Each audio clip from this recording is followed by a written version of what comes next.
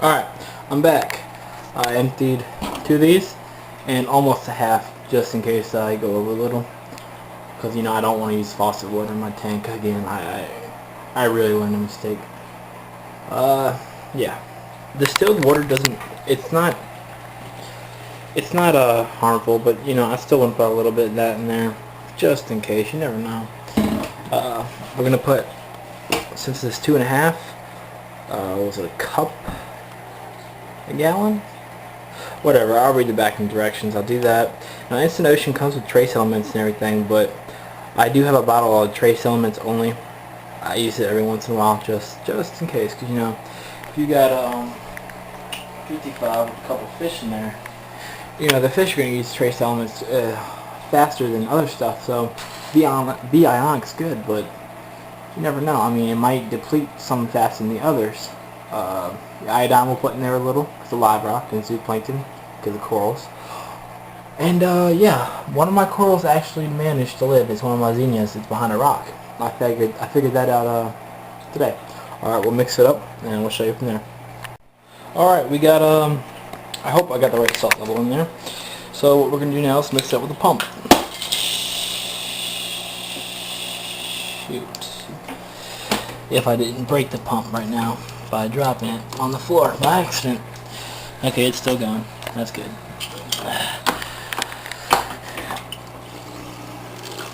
Alright. So we'll mix that up a little. Give it a little while. Right now, that's the one for fresh water. I don't mix them up just in case. So I'll show you what I'm doing with the tank.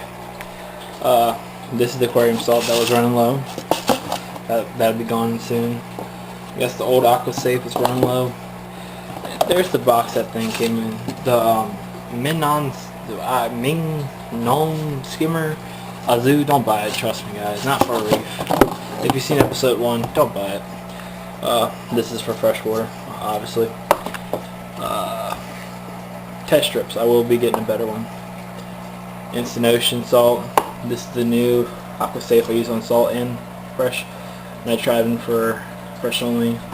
The new aquarium salt. Flashlight just in case I gotta go on the reef and look around. Iodine, live rock, and certain corals. Zooplankton. I do use phytoplankton, but that's in my refrigerator right now. Trace elements, all of them. Essential elements. B-Ionic. I'm going to the pet store tomorrow, and stay tuned for episode 3 because I'll be introducing a green mandarin. I've always wanted one of those, and my copepods are, I still got some here. I'm trying to raise them every couple weeks, so I'll take a turkey baster, put it in that, just keep introducing copepods, getting like a little cycle going. ChemiPure, don't ask me why I still have that box. Reef builder. I was experimenting with my reef when I was building it, and I was trying to figure out what worked best for me, because no two systems are the same. But B-Ionic worked the best, and it saved a lot of money. Icattac, don't buy that product. Don't buy that. It actually killed some of my freshwater fish a long time ago. It was a pond product over here. I don't know how that got here. And pH thing, and that works for like a week or two. Then it just stops. This is one of my betas up there. I rescued that guy from Walmart. Whoa. Honestly, I don't know why Walmart sells fish. If you want to buy a fish from Walmart, go ahead. I mean, I have fish in my pond I rescued when I started my pond last spring. Just get them when they're good and healthy. They usually get shipments on Tuesday, so try to get them on Tuesday and make sure they're healthy. That way they're least susceptible to diseases. Alright, we're going to come back when that mixes up a few. Alright guys, now the water is not ready yet. I'm going to come back and show you when it's ready. It's very cold right now. It's room temperature distilled water. But here's a trick. If you don't have an extra heater, or if you don't have the patience like me, take some of this water in a cup and go to your stove and put it on a pot. Make sure the pot's clean. You know what? Reserve a pot. Just in case, if you want to do this. Go to the stove, boil it, not too long. You want to estimate. You don't want to get this water too hot. You don't want to use too much water. It's kind of like putting ice in a soda. You want to estimate how hot do you want that to heat this to like the 70, 78. Once you get your temperatures right, then you can check the salinity. Now, if you don't know if you're a beginner reefer or a beginner aquarist, this is the beginner way. You just dip it in, give it a few taps, not too hard. Now you can see that salinity level is false because I put a lot in there. It's either not dissolved or it's too cold.